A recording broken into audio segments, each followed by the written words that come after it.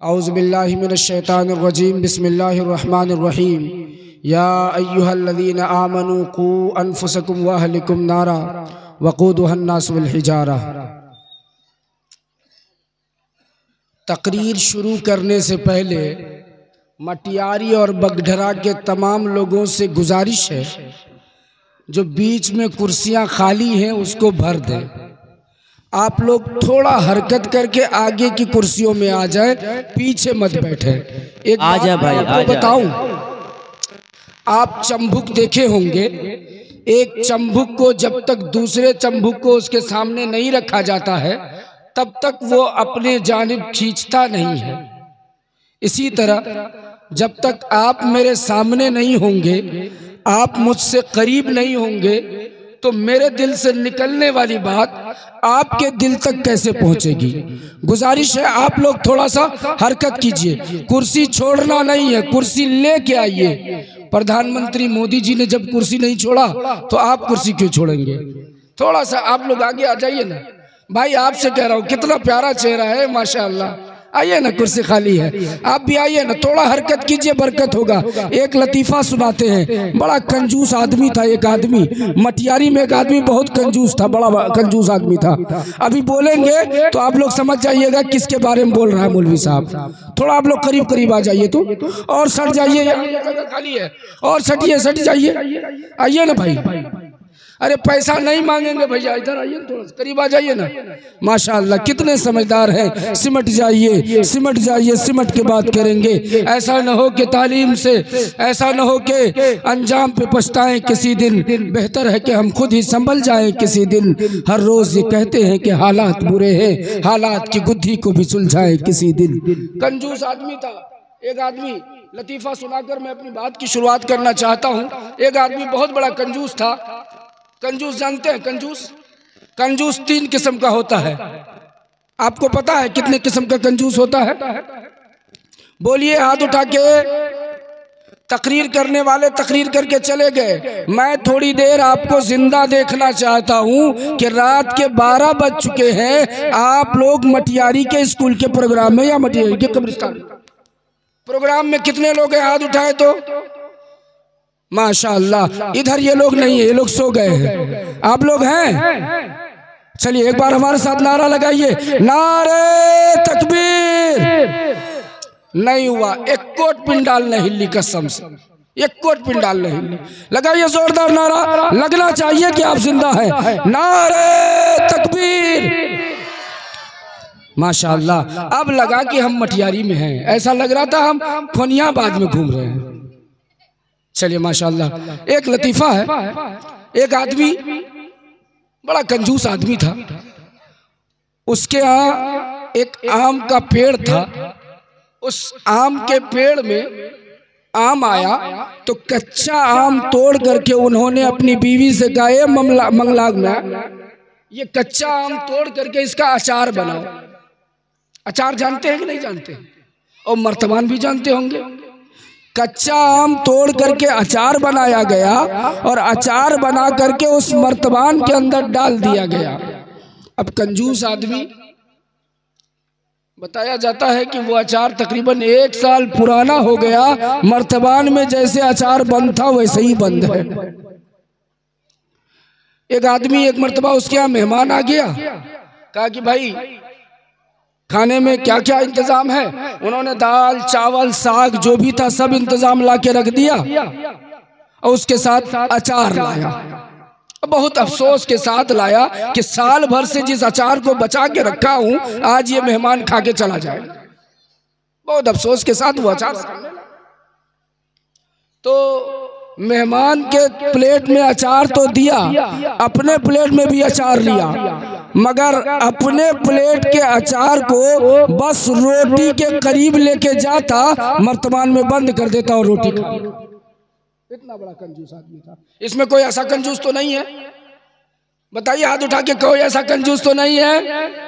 सखी बनिए, कंजूस नहीं, मक्खी चूस नहीं। अल्लाह सखी से दोस्ती करता है, कंजूसों से दोस्ती नहीं करता है। आप लोगों से कहा कि खाली जगहों को पुर कर ले। मैंने आपके सामने मेरे अजीजों, मेरे मोहतरम भाइयों, बुजुर्गों, अभी आपके सामने मैंने कुरान मुकद्दस की एक आयत की तिलावत की, उसका तर्जमा भी आपके सामने करूंगा। उससे कबल मैं आपको पूछना चाहता हूँ, यकीनन रात के 12:30 बज रहे हैं, इस वक्त आप ठिठुरती सर्दी में बैठे हुए हैं। महज आपके दिलों में, आपके कल्ब के अंदर, आपके रगों में अल्लाह और अल्लाह के रसूल की मोहब्बत है, तभी जाकर के आप यहाँ बैठे हैं। वरना अगर अल्लाह और अल्लाह के रसूल की मोहब्बत नहीं होती, उलमा की मोहब्बत नहीं होती, मदारिस की मोहब्बत नहीं होती, मसाजिद की मोहब्बत नहीं होती, इजलास की मोहब्बत नहीं होती, तो आप भी अपने घरों में आराम कर रहे होते। आया ये तकाजा ये है कि उलमा से मोहब्बत है, अल्लाह और अल्लाह के रसूल के जिक्र करने वालों से मोहब्बत है कि नहीं? कितने लोगों को है बताइए? मोहब्बत है तब तो बैठे हैं। एक मिसाल और सुनिए मुखिया जी, एक मिसाल, जब आप मार्केट जाते हैं मिठाई खरीदने के लिए, क्या खरीदने जाते हैं? जब आप मार्केट जाते हैं मिठाई खरीदने के लिए, मिठाई खरीदते हैं तो मिठाई के साथ मिठाई का डब्बा भी खरीदते हैं कि नहीं खरीदते हैं? मिठाई वाले से जब आप पूछते हैं कि मिठाई की क्या कीमत है, मिठाई वाला कहता है मिठाई की कीमत 300 रुपये किलो है। जब वो कहता है कि मिठाई की कीमत 300 रुपये किलो है, आप जब उस मिठाई को वजन करवाते हैं तो मिठाई के साथ मिठाई के डब्बे का भी वजन किया जाता है। आया मुसलमानों कि अगर मिठाई के साथ मिठाई के डब्बे का वजन किया जा रहा है तो पता ये चला कि जो कीमत मिठाई का है वही कीमत, बोलिए, जो कीमत मिठाई का है वही कीमत मिठाई के डब्बे का है। मगर मटियारी और बगधरा के मुसलमानों, जरा बताना कि मिठाई खाते हैं या डब्बा? खाते क्या है? बोलिए, खाते क्या है? मिठाई खाते हैं, तो डब्बे की कीमत क्यों देकर लाते हैं? आया ना सवाल, है ना भाई, कि जब आप खाने वाली चीज मिठाई है, खाते मिठाई है, कीमत जो मिठाई की है वही डब्बे की है, तो मिठाई खाते हैं तो फिर डब्बा क्यों नहीं खाते? सवाल है, जवाब आएगा मौलवी साहब, डब्बा सिर्फ मिठाई की हिफाजत के लिए है ना? डब्बा सिर्फ मिठाई की हिफाजत के लिए है और उस डब्बे की कीमत उसी वक्त तक है जब तक उस डब्बे में मिठाई बंद है। जब उस डब्बे से मिठाई जुदा हो गया, मिठाई अलग कर दिया गया, उस डब्बे की औकत कोई बाकी नहीं रही, उस डब्बे की कोई कीमत बाकी नहीं रही। मुसलमान चाहे वो मटियारी का हो, चाहे वो बगधरा का हो, मिठाई घर लाता है, मिठाई खाता है, डब्बे को कूड़ेदान में फेंक देता है, डस्टबिन में डाल देता है, नदी नाले में बहा देता है। बहाता है कि नहीं बहाता है? इसी तरीके से मैं आपको बता देना चाहता हूँ, अगर आपके दिलों में, आपके अंदर अल्लाह की मोहब्बत, रसूल की मोहब्बत, इस्लाम की मोहब्बत, कुरान की मोहब्बत, मदारिस की मोहब्बत, मसाजिद की मोहब्बत, उलमा की मोहब्बत, हुफ्फाज की मोहब्बत नहीं है तो सुन लीजिए, आप भी उसी मिठाई के डब्बे के मानिंद हैं कि आप भी एक दिन जहन्नम के गड्ढे में फेंक, आप भी उसी मिठाई के डब्बे के मानिंद हैं। कितने लोग हैं जिनके दिलों में अल्लाह और अल्लाह के रसूल की मोहब्बत है? हाथ उठा के कहिए, हम सब जिंदा। मेरे भाइयों, मेरे बुजुर्गों, दोस्तों, मेरे अजीजों, आज जो ये प्रोग्राम सकाफती इनामी प्रोग्राम मुनाकिद किया गया है, ये प्रोग्राम यकीनन तालीमी प्रोग्राम है। आपके बच्चे जो नूरुल इस्लाम एकेडमी में रह करके तालीम हासिल करते हैं, इन बच्चों की हौसला अफजाई करने के लिए ये प्रोग्राम मुनाकिद किया गया था। लेकिन उसके ज़िम्न में एक प्रोग्राम जो तालीमी बेदारी के उन्वान से मुनाकिद किया गया। आज हम समाज को नजर उठा कर देखते हैं, चारों तरफ बेपर्दगी आम है, चारों तरफ उरियानियत आम है, चारों तरफ लोग एक दूसरे के खून के प्यासे हैं, चारों तरफ हमारी माओ बहनों की इज्जत और आबरू को लूटा जा रहा है, हमारे घरों की इज्जत और नामूस को लूटने की कोशिश किया जा रहा है। दरिंदों की काली निगाहें हमारी माओ बहनों की इज्जत पर है, हमारे घर पर डाका डाल रहा है। हमारा मुसलमान समाज के एक खयूर लोग शादी के नाम पे निकाह के नाम पे न जाने कितने गलत गलत रसूमात को आम कर रहा है। उसके बाद हम कहते हैं कि हम परेशान हैं, हम मुश्किल में हैं, हम हमारे हालात बिगड़े हुए हैं, हम पर नुसरत खुदाबंदी नाजिल नहीं होती। ऐ लोगो गौर से सुनो, अगर हमने, आपने, इसने, उसने, उलमा ने, मुफ्तियान कराम ने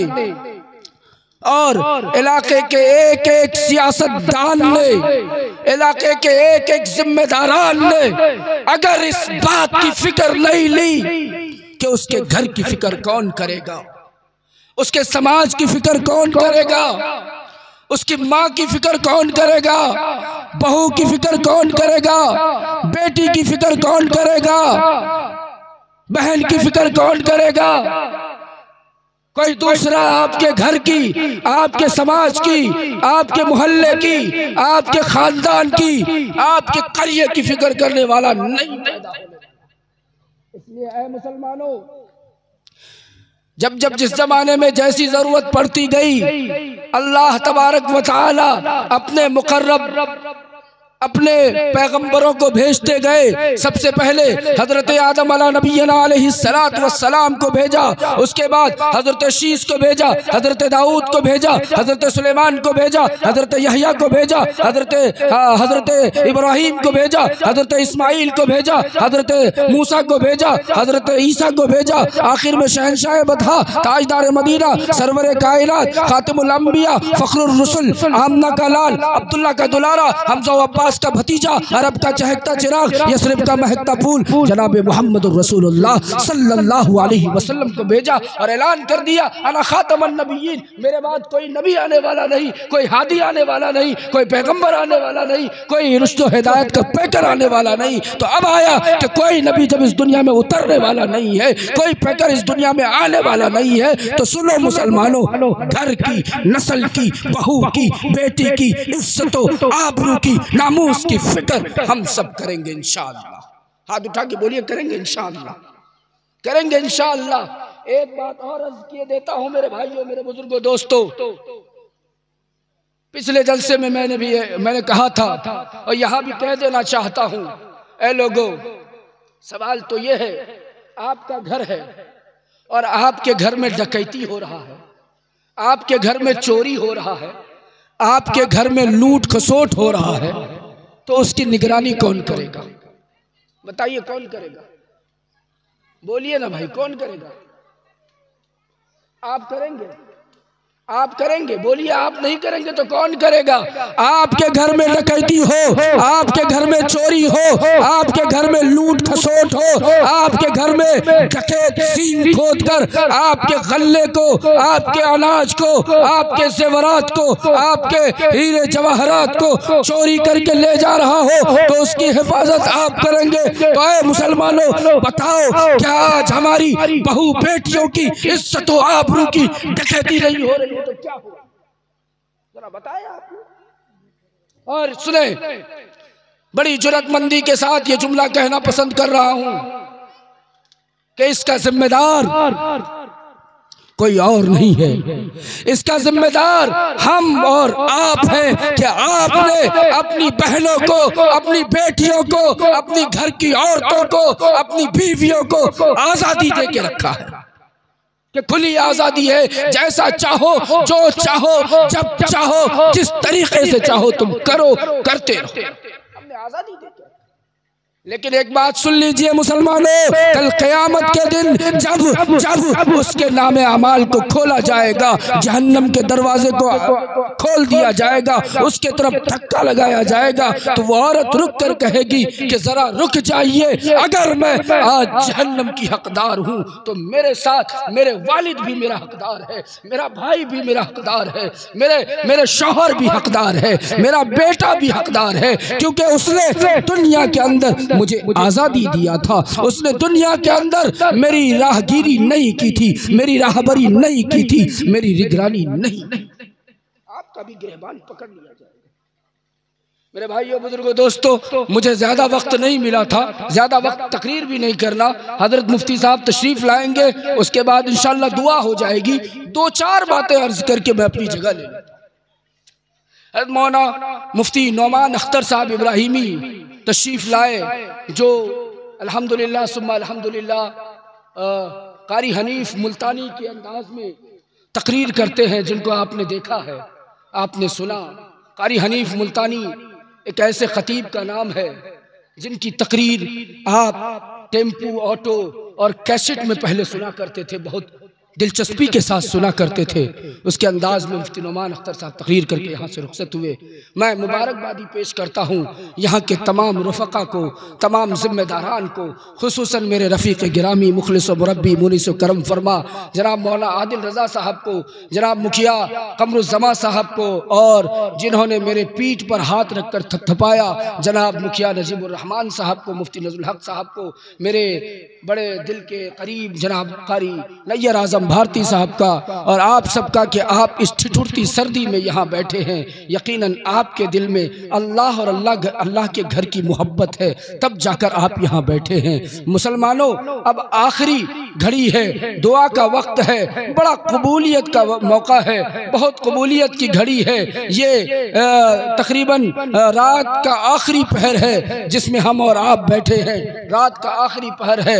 आइए यहाँ से दो चार बातें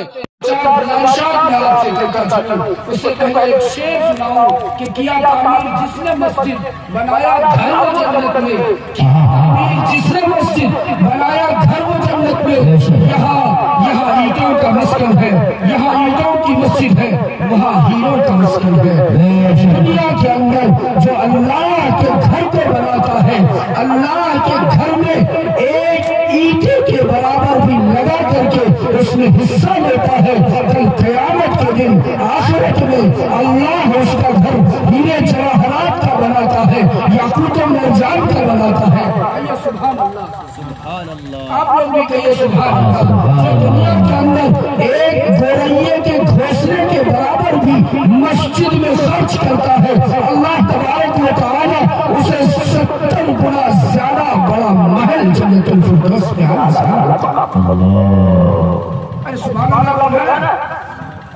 अच्छा लगा, अच्छा लगा तो सुभान अल्लाह बोलेगा तो।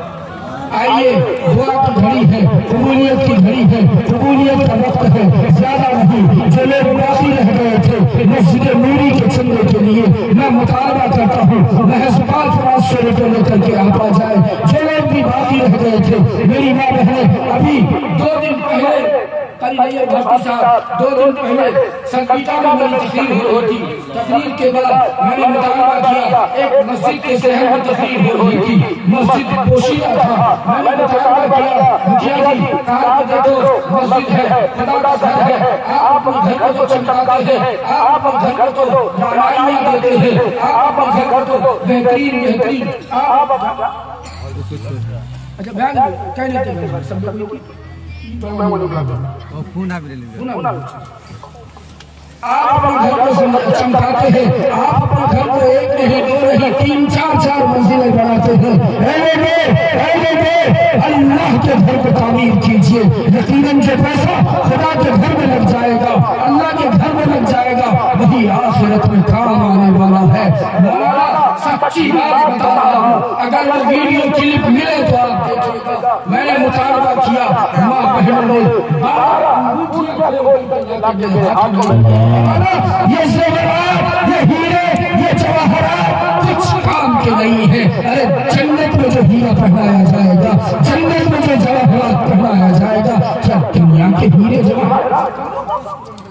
आजा भाई, वक्त कम है, बहुत कम वक्त है मेरे भाइयों। जिनसे जो बन सकता है, जो भी छूट रहे हैं, 100 रुपया 200 रुपया 500 रुपये लेकर के मस्जिद नूरी के लिए आप जल्दी आ जाए मेरे भाइयों। मस्जिद के लिए मुतालबा है, अब्दुल हक अज़ीमी अपने घर के लिए नहीं मांग रहा है, खुदा के घर के लिए मांग रहा है। अल्लाह की कसम मैं एक बात अर्ज किए देता हूँ, खुदा के घर के लिए मांग रहा हूँ। खुदा कहता है, ऐ लोगों, ऐ मुसलमानों, कर्जा देना है, मुझे कर्जा दो, मुझे कर्जा दो, मुझे कर्जा दो, मैं तुम्हें 70 गुना बढ़ा करके अता करूंगा। आइए मेरे भाइयों, मस्जिद के लिए मेरी माँ बहनों, है कोई नौजवान अपनी माँ से मोहब्बत करने वाला, अपने बाप से मोहब्बत करने वाला, अपने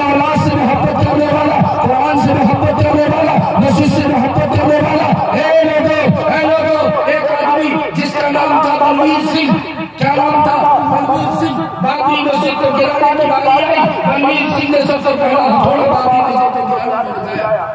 सबसे पहला हथौड़ा चलाने वाले बलवीर सिंह था। बाबरी मस्जिद की गई